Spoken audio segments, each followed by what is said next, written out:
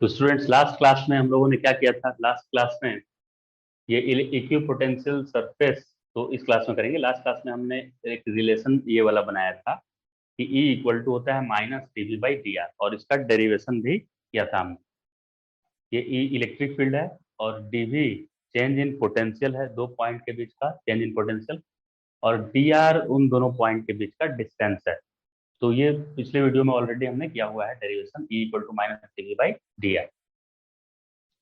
इसमें हम लोग क्या करने वाले हैं, इक्विपोटेंशियल सरफेस के बारे में सीखेंगे। इक्विपोटेंशियल सरफेसेस क्या होते हैं? Any surface that has same electric potential at every point on it is called equipotential surface. तो कोई भी सरफेस जिसके हर एक पॉइंट पे सेम पोटेंशियल होना चाहिए। पोटेंशियल का फॉर्मूला हमने क्या पढ़ा है, याद कीजिए। पोटेंशियल का फॉर्मूला हमने पढ़ा है KQ/R, और इलेक्ट्रिक फील्ड का फॉर्मूला क्या सीखा था? KQ/R²।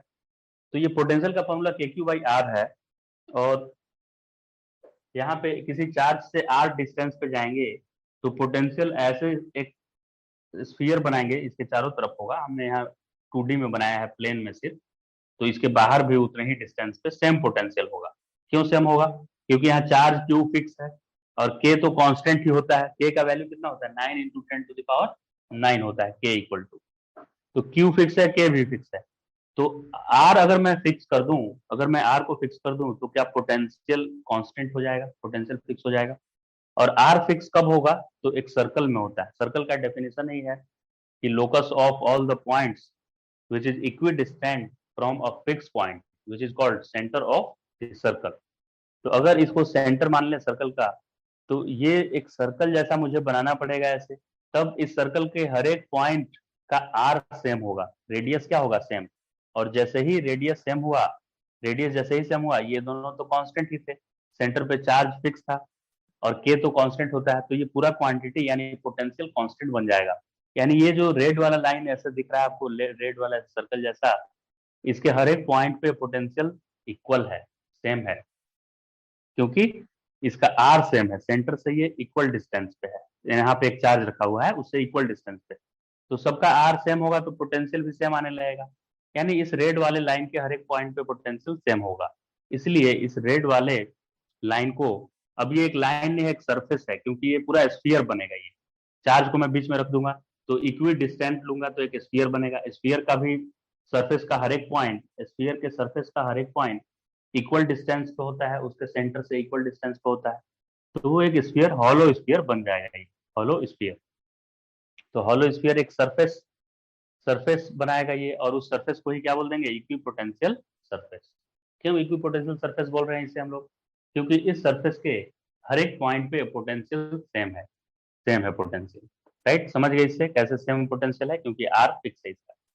फिर ये दूसरा वाला जो मैंने लिखा है, सपोज दिस पोटेंशियल इज 10, इसको मान लेते हैं, इसको कैलकुलेट करने पे 10 वोल्ट आया। के का वैल्यू सब्स्टिट्यूट करेंगे, चार्ज कुछ रखा होगा, और इस डिस्टेंस को डिवाइड करेंगे तो उससे मान लेते हैं कि 10 आया एक नंबर।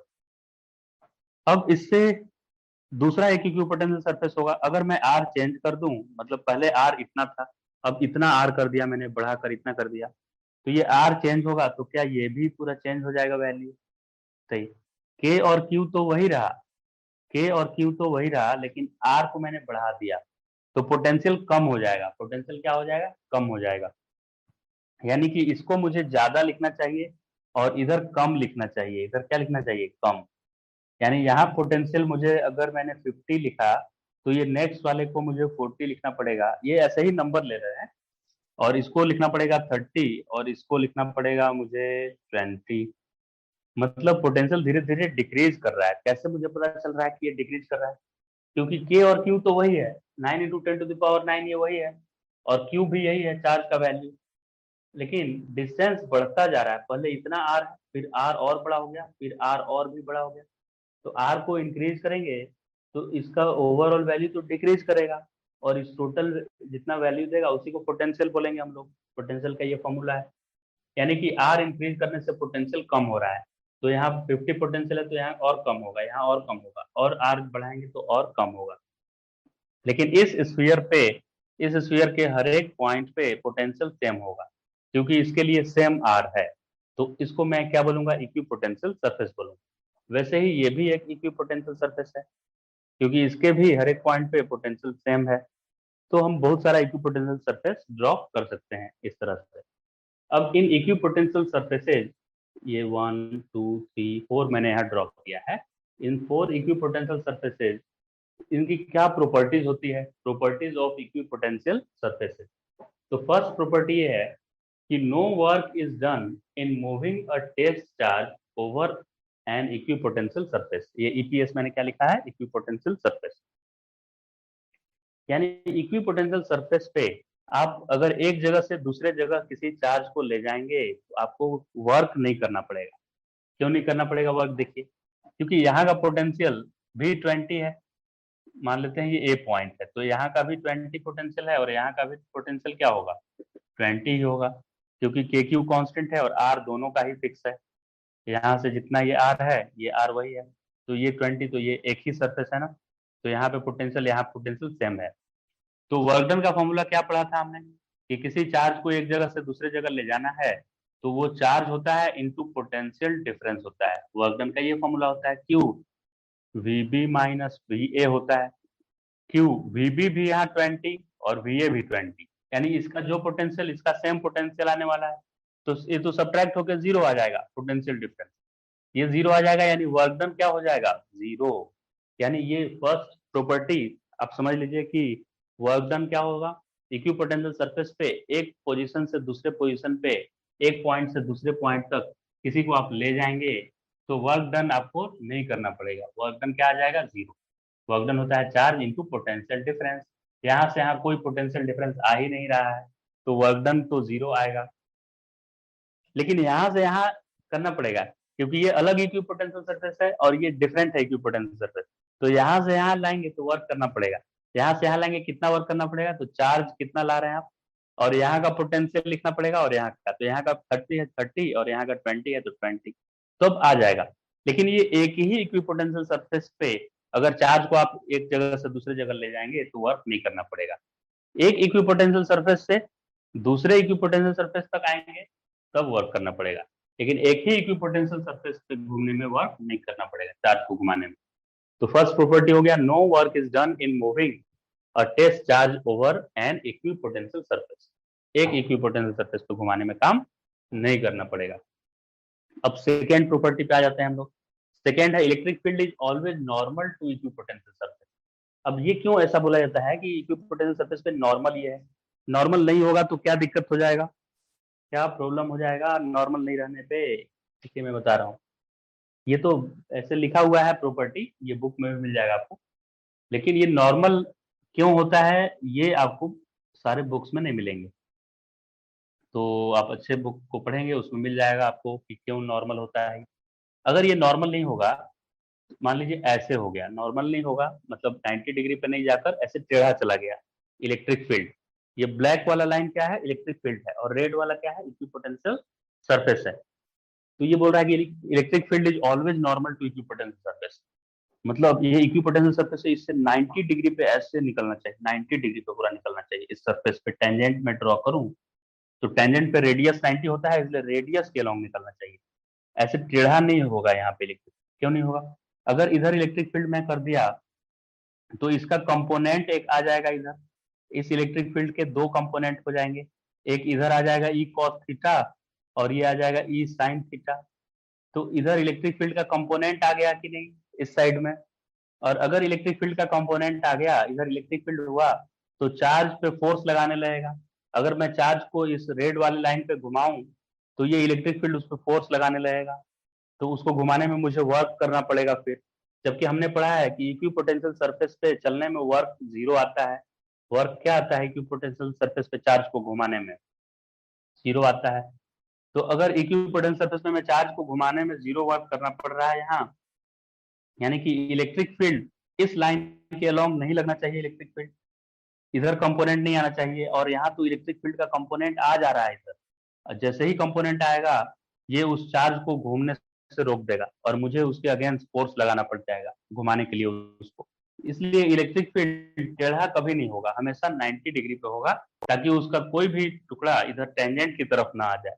अगर टेंजेंट की तरफ आएगा तो मुझे चार्ज को घुमाने में दिक्कत होगा, मुझे वर्क करना पड़ेगा फिर।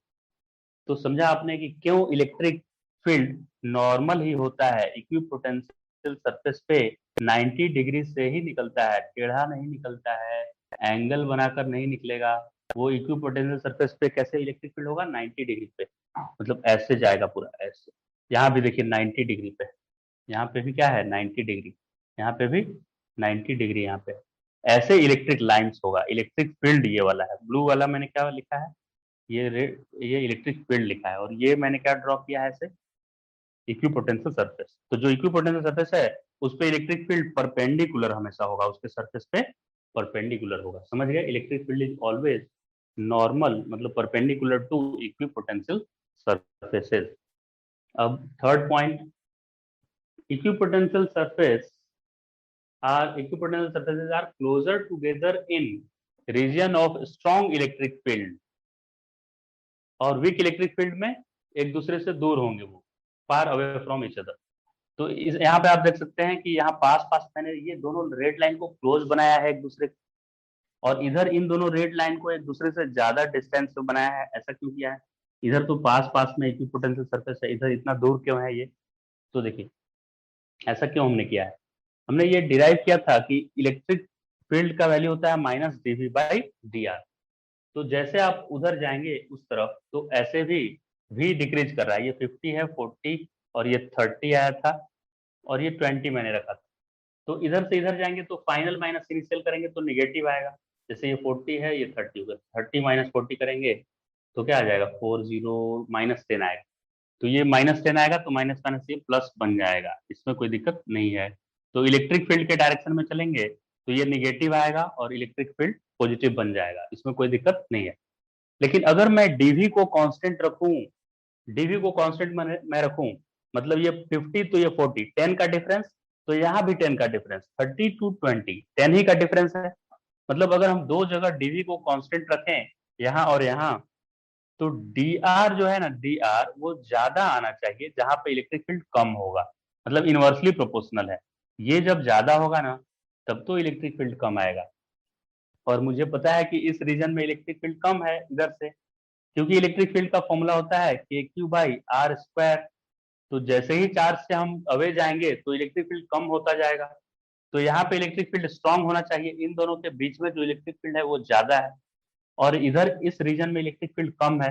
तो इलेक्ट्रिक फील्ड को कम करना है तो ये डी आर को ज्यादा रहना पड़ेगा, यानी यहाँ दो लाइन के बीच गैप ज्यादा होगा।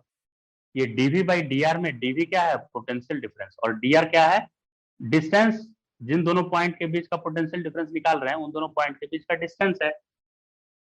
तो यहाँ पोटेंशियल डिफरेंस 10 बनाने के लिए मुझे डिस्टेंस को ज्यादा रखना पड़ेगा ताकि मेरा इलेक्ट्रिक फील्ड कम आए, क्योंकि चार्ज से दूर जाने पे इलेक्ट्रिक फील्ड कम होता है।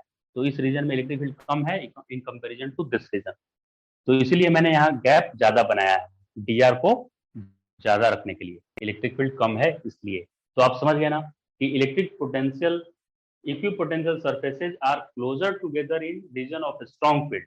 जहां स्ट्रॉन्ग फील्ड है वहां लाइन पास पास है, क्योंकि डी आर मुझे कम रखना है, और जहां लाइन ज्यादा अवे है एक दूसरे से, far away from each other है लाइन, वहां पे गैप को मुझे ज्यादा रखना चाहिए, गैप को ज्यादा यहाँ रखें क्योंकि यहाँ इलेक्ट्रिक फील्ड कम है, इस रीजन में इलेक्ट्रिक फील्ड कम है। क्लियर हो गया ये बात। अब लास्ट पॉइंट देखिए, no two equipotential surfaces can intersect each other. ये दोनों लाइन कभी एक दूसरे को इंटरसेक्ट नहीं करेंगे, अगर इंटरसेक्ट करेंगे तो क्या प्रॉब्लम आ जाएगा, अगर ये दो लाइन एक दूसरे को इंटरसेक्ट करेंगे तो क्या दिक्कत आने लगेगी। इंटरसेक्ट करने से ये दिक्कत होगा कि जहां पे पॉइंट ऑफ इंटरसेक्शन होगा, पॉइंट ऑफ इंटरसेक्शन पे इलेक्ट्रिक फील्ड कैसे ड्रॉ करते हैं, नॉर्मल ड्रॉ करते हैं। तो इस कर्व के लिए नॉर्मल ऐसे जाएगा, और इधर वाले कर्व के लिए नॉर्मल ऐसे जाएगा।